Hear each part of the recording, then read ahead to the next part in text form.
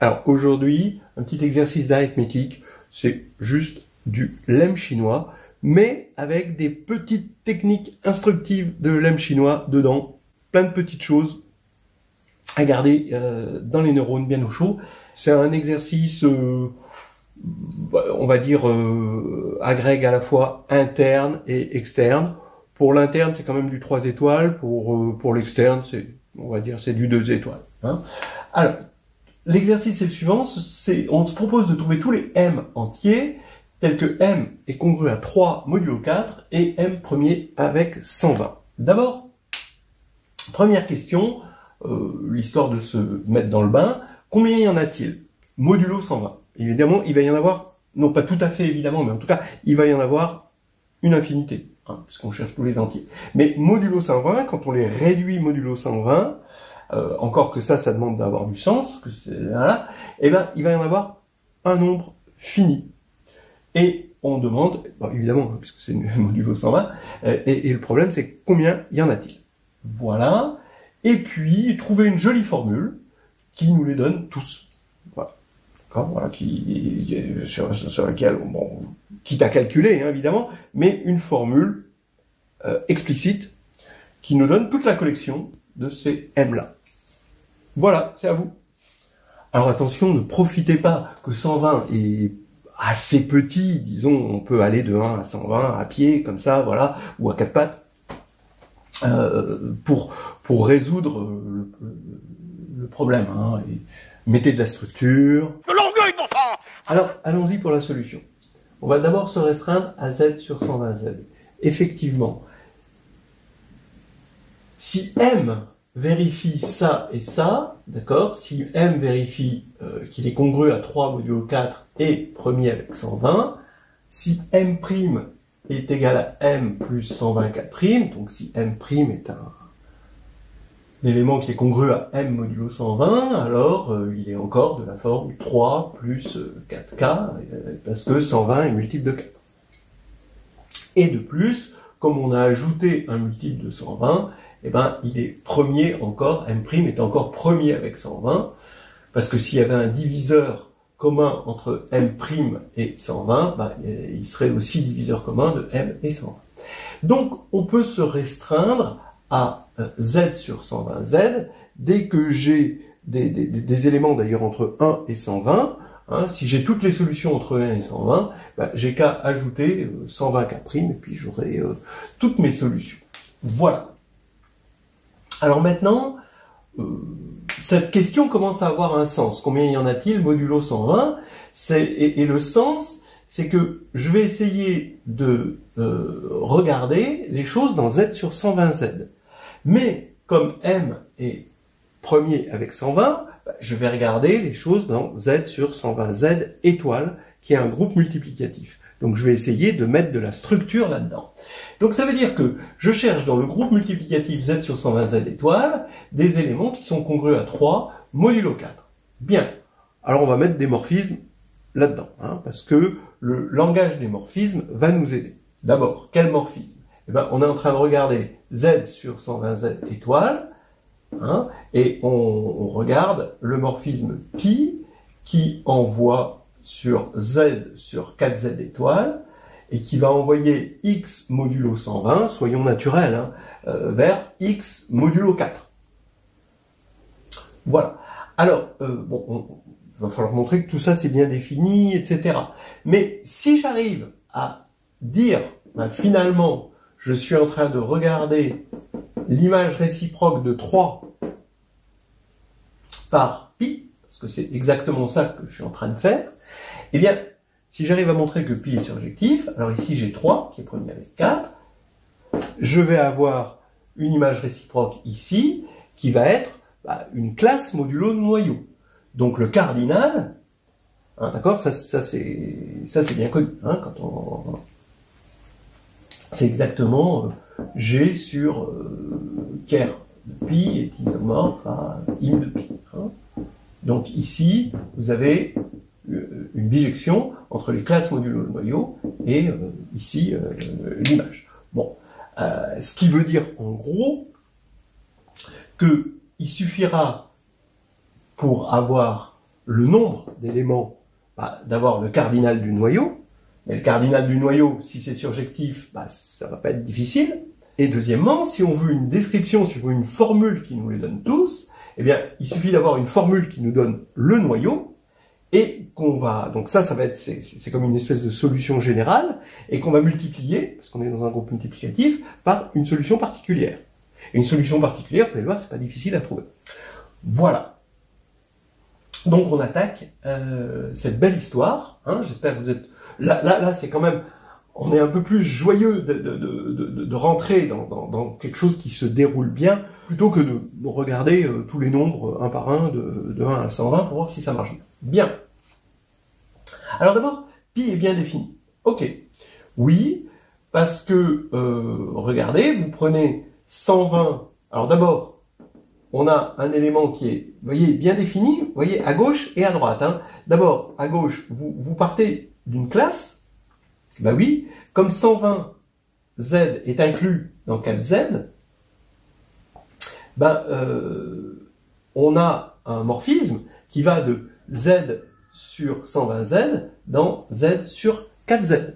C'est un morphisme d'anneau par ce qu'on appelle le passage au quotient, hein, parce qu'ici, on a Z qui va dans Z sur 4Z, son noyau c'est 4Z, on a un idéal qui est à l'intérieur du noyau, donc on peut quotienter par cet idéal et obtenir un morphisme d'anneau. Et maintenant, on rajoute le étoile, parce qu'on est en train de regarder les choses dans le groupe multiplicatif. Bien. Alors, maintenant, pi est bien défini, là, à gauche. Là, ça a un sens. Ça. Maintenant, donc pi de x, si vous voulez, il appartient à Z sur 4Z. Mais est-ce qu'il appartient à Z sur 4Z étoile? Bah oui, puisque x, au départ, était premier avec 120, le x est en particulier premier avec 4. Donc, ici, on va bien avoir quelque chose qui est dans Z sur 4Z étoile. Bon, très bien. Pi est un morphisme de groupe, c'est normal, hein, puisqu'on était parti d'un morphisme d'anneau, et quand on passe aux inversibles, on a un morphisme de groupe. Maintenant, plus délicat. Je vous l'ai dit tout à l'heure, pi est surjectif. Alors pour ça, c'est là qu'on va se servir vraiment du lemme chinois. Regardez, vous avez Z sur 120Z, hein, il est isomorphe en tant qu'anneau à Z sur 8Z, croix Z sur 5Z, croix Z sur 3Z. Ça, c'est exactement le lemme chinois. À x modulo 120, on associe là x modulo 8, x modulo 5, x modulo 3, de la même manière ici, c'est des choses qui sont bien définies. Et ça donne un isomorphisme, et c'est l'isomorphisme d'anneau du lemme chinois. Maintenant, l'unité 1 est envoyée sur 1, 1, 1, et donc un élément inversible ici va être envoyé, par définition de la multiplication, vers un élément inversible. Donc on a bien une application qui va aller des inversibles ici vers les inversibles du produit, mais c'est le produit des inversibles. Bon, ça c'est quelque chose d'assez classique.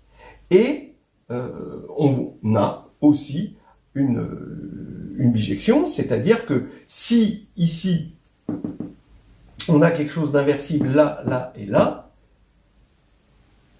c'est que x est bien premier, d'accord, ce x qui vérifie, et donc il est premier avec 8, premier avec 5, premier avec 3, ça veut dire qu'il est premier avec 120. Donc ici, on conserve ici un isomorphisme maintenant de groupe entre ça et ça. Bien. Maintenant, regardez pourquoi j'introduis ceci. Parce que plutôt que de regarder l'application qui est x modulo 120 envoie x modulo 4, je vais la factoriser ici par l'isomorphisme du lemme chinois. C'est-à-dire j'ai x modulo 120, j'ai x modulo 8, x modulo 5, x modulo 3, qui va donner x modulo 4. Et en fait, je peux juste me restreindre à l'application qui a x modulo 8 envoie x modulo 4.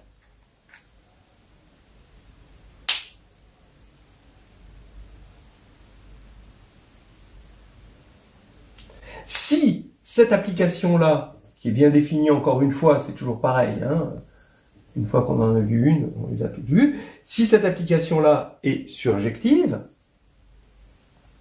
alors bah, ici, ce sera surjectif. Hein. Donc je prendrai, si ici j'ai un antécédent, eh bien, je vais prendre mon antécédent ici, et je mets n'importe quoi ici, ça ira bien sur la même chose. Ce que je veux dire par là, c'est que le x modulo 4 ne dépend que de x modulo 8 et n'a aucune interaction avec celle-ci. Dès que vous avez x modulo 8, alors vous avez automatiquement x modulo 4, quel que soit ce qu'on a là.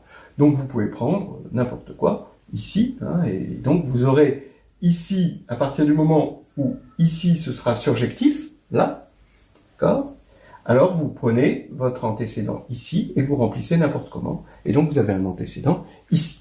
Bien.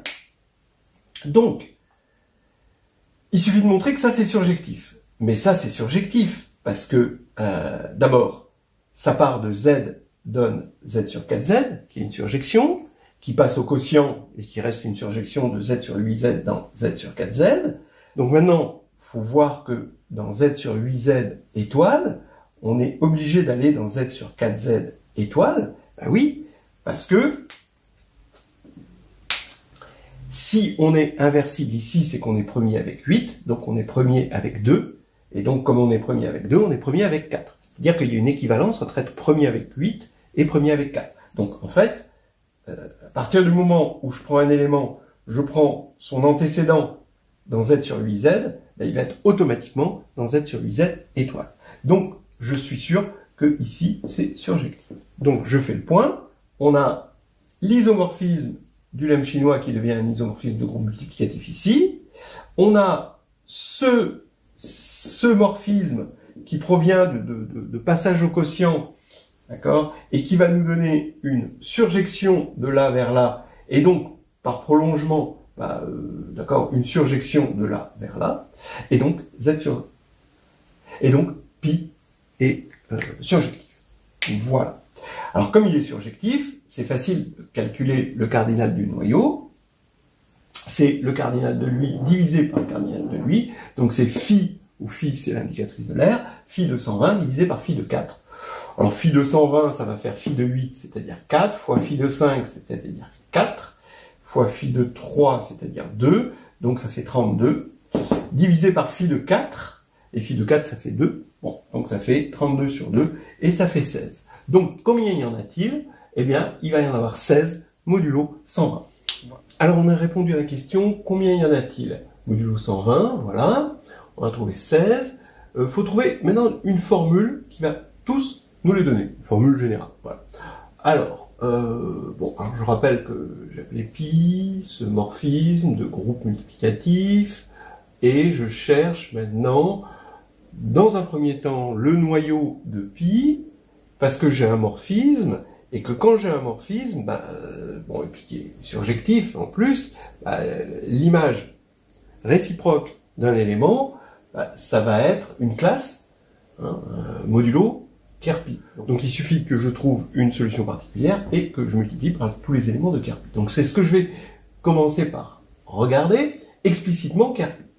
Donc d'abord, je vous rappelle, ce 120z étoile, je vais mieux le voir par le lemme chinois là-dedans. Et je vous rappelle aussi que x modulo 4, là, ne dépend que de x modulo 8. C'est-à-dire, si vous me donnez x modulo 8, eh ben, je vous donne x modulo 4 directement, évidemment.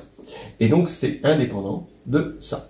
Je vais regarder le noyau, au lieu de le regarder là, je vais le regarder là. Hein, disons modulo cet isomorphisme qu'on a entre là et là. Alors, ici, si j'ai 1, eh ben, j'ai ce que je veux ici, j'ai quartier libre, mais là, par contre, modulo 8, j'ai 1 ou 5, évidemment, hein, parce que j'ai 1 modulo 4, ça peut être que 1 ou 5 modulo 8. Donc, finalement, mon noyau, c'est ça, c'est le sous-groupe 1, 5 de z sur 8z étoile. Vous noterez au passage que 5 au carré, ça fait 1, hein, on retrouve bien que le noyau est un sous-groupe. Et ici, ce que l'on veut. D'accord ? Alors maintenant, je vais devoir rapatrier tout ça, tout ce noyau, là-dedans. par l'isomorphisme du lemme chinois. Mais ça en fait beaucoup. Donc, étant donné que j'ai une structure de groupe ici, je vais juste m'intéresser au générateur.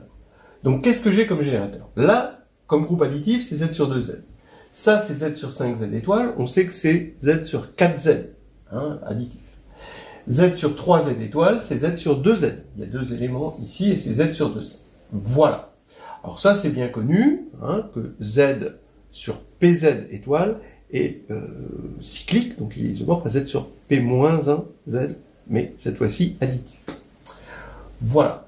Alors, ça veut dire que j'ai combien de générateurs? J'ai un générateur là, ici, un générateur là, un générateur là. J'ai besoin de 3 générateurs. Hein, je peux pas contracter ce truc-là hein, par le lemme chinois. J'ai 2, 4 et 2. C'est minimal. Hein. Donc je vais être obligé de prendre 3 générateurs ici pour engendrer tout ce groupe-là. Donc je vais prendre un générateur de Z sur 8Z étoile, c'est-à-dire ici, ici le générateur c'est 5. Et ici, je vais prendre 1, 1, bien sûr. Voilà, 5, 1, 1. Ensuite, je vais prendre 1, 1 ici. Et là, il me faut un générateur pour Z sur 5Z étoiles. Donc là, je peux prendre 2 ou 3. Bon, voilà, 2 et 3 sont les générateurs ici. Donc ici, en tout cas, il ne faut pas prendre 1. Ça ne risque pas d'être générateur multiplicatif, ni moins 1. Mais les deux autres, oui. Donc ici, je vais prendre 1, 2, 1. Et là, comme générateur, je vais prendre 1, 1. Et là, bon, le générateur, c'est le seul élément non trivial, c'est-à-dire 2, ou si vous préférez, moins 1. Voilà. Alors maintenant, je n'ai besoin que de ces 3 éléments, d'accord? Parce que j'ai 3 générateurs pour ce groupe-là. C'est maintenant que je vais remonter dans Z sur 120Z étoiles. Alors, celui-ci, il faut que X soit congru à 5 modulo 8 et X congru à 1 modulo 5 et 1 modulo 3, c'est-à-dire 1 modulo 15, évidemment, parce que le morphisme de lemme chinois, c'est un morphisme d'anneau unitaire, donc l'unité devient 1, 1. D'accord? Donc ici, c'est 1. Le 1, 1 devient 1 ici, modulo 15. Donc, c'est facile parce que j'utilise la relation de Bezout, 2 fois 8 moins 15, ça fait 1. Et donc, le 5, je vais le mettre là, d'accord? Attention, il y a un strabisme là. Donc, c'est 2 fois 8 moins 5 fois 15. Et comme c'est modulo 120, bon, je préfère ajouter 120 pour avoir 61. J'aime mieux avoir des représentants entre 1 et 120. Donc, je prends 61. Celui-ci, 1, 2, 1, là pareil, hein, 2, 1, donc 1, le 1, 1, modulo 8 et modulo 3, ça devient 1 modulo 24, ici j'ai 2 modulo 5, et donc j'utilise la relation de Bezout, 5 fois 5 moins 24 égale 1, bon les relations de Bezout, manifestement elles sont assez faciles, et donc je vais avoir 5 fois 5 moins 2 fois 24, j'ajoute 120 pour avoir un bon représentant, et j'ai 97, et bon, pareil, avec 2 et 1, donc ici 2 modulo 3 et 1 modulo 40, 8 fois 5, je vais avoir 41. Ça, c'est pas difficile. Et maintenant, Kerr de pi, c'est engendré par ces 3 générateurs-là.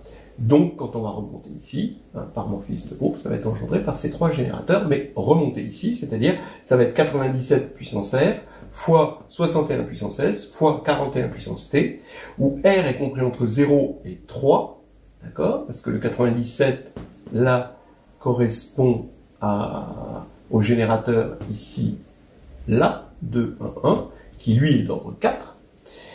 Et puis les autres, ils sont d'ordre 2. Hein. Donc ça, c'est d'ordre 2. Et là, c'est d'ordre 2. Donc 61 puissance S, S compris entre 0 et 1. 41 puissance T, T compris entre 0 et 1. Voilà, ça fait 4 possibilités, 2 possibilités, 2 possibilités, soit 16 possibilités en tout. Et là, c'est bon, on a notre noyau. Et maintenant, il nous faut une solution particulière. Mais une solution particulière, c'est pas difficile ici, parce que vous prenez moins 1. D'accord? Moins 1 est congru à 3 modulo 4, évidemment. Il est premier avec 120, hein, puisque c'est moins 1. Hein. Moins 1 est inversible. Son inverse, c'est moins 1. Donc, vous prenez moins 1, ça veut dire que maintenant, vous allez multiplier tout ça par moins 1. Et on a répondu à toutes les questions. Alors pour résumer, on va faire le point des choses qui étaient importantes. Hein, c'est des choses essentielles hein, dans cet exercice et qui sont essentielles dans la plupart des exercices sur le lemme chinois. 1. Z sur nz est isomorphe au produit des z sur pi chi z, d'accord, où n se décompose en nombre premier comme ceci, ça on s'en sert tout le temps, c'est l'isomorphisme du lemme chinois, et pour aller de là vers là, c'est juste de la congruence, et pour aller de là vers là, on utilise l'identité de Bezout savamment. Hein. Alors quand il y en a 2, c'est facile, quand il y en a 3, faut le faire par récurrence. Maintenant, cet isomorphisme devient un isomorphisme de groupe multiplicatif. Dans un premier temps, de groupe multiplicatif ici étoile, et ensuite, dans un deuxième temps, le produit des groupes multiplicatifs. Bon. Ensuite, eh bien, on peut regarder les choses un peu plus finement, parce qu'ici, on regardait les choses modulo 4, et c'est là que l'exercice devenait intéressant, c'est qu'on ne regardait pas les choses que modulo 8, on regardait les choses modulo 4. On a ici, quand R est plus grand que S, un morphisme surjectif, ici, hein, qui provient, hein, d'accord, on peut enlever le étoile, Z sur PRZ dans Z sur PSZ, c'est toujours un morphisme de congruence, qui passe à étoile, et qui est presque évidemment surjectif, parce qu'ici, quand je prends un élément, je prends le même élément modulo, le même représentant ici, modulo P puissance R, et j'ai encore quelque chose puisque ici j'avais quelque chose qui n'est pas multiple de P, et bien là j'ai encore quelque chose qui n'est pas multiple de P évidemment, donc premier avec PR. Alors ça c'est intéressant, alors on voit que c'est surjectif, ce dont on ne s'est pas servi, c'est qu'on pouvait voir aussi que c'est surjectif autrement, c'est-à-dire on calcule le noyau c'est forcément les éléments de la forme 1 plus P puissance S U, où U va de 0 à P puissance R moins S moins 1. Voilà. Pour avoir tous les représentants ici. Ce noyau est de cardinal P puissance R moins S, et c'est normal, ça correspond à notre formule d'isomorphisme, puisque ici il y a phi de P puissance R éléments, ici phi de P puissance S éléments, et le rapport entre les deux c'est P puissance R moins S. Donc bien le cardinal du noyau, pour un morphisme surjectif, c'est normal. Voilà, et on a ça. Je vous rappelle que phi de P puissance R, c'est P puissance R moins 1, facteur de P moins 1. Voilà. On s'est servi aussi, avant toute chose, du fait que quand on a un morphisme, donc là on est à l'essence des structures, dès qu'on a un morphisme, on a un isomorphisme canonique. Là, on avait un morphisme de groupe, donc G quotienté par ker phi est isomorphe à in phi, ce qui veut dire que quand on veut l'antécédent d'un élément Y dans in phi, il suffit d'avoir une solution particulière, X particulière, et je multiplie par le noyau de phi pour les avoir toutes. Voilà. Et puis, on s'est aussi servi de la structure des Z sur PR étoile. Je vous rappelle que pour P impair, ça, c'est cyclique. Et pour P, donc cyclique et de cardinal phi de P puissance R, donc c'est isomorphe à Z sur phi de P puissance R Z, additif. Et pour P égale 2, alors là, c'est un peu plus compliqué, c'est presque cyclique. Je vous laisse regarder ça dans un excellent livre qui s'appelle Le cours d'algèbre de Perrin.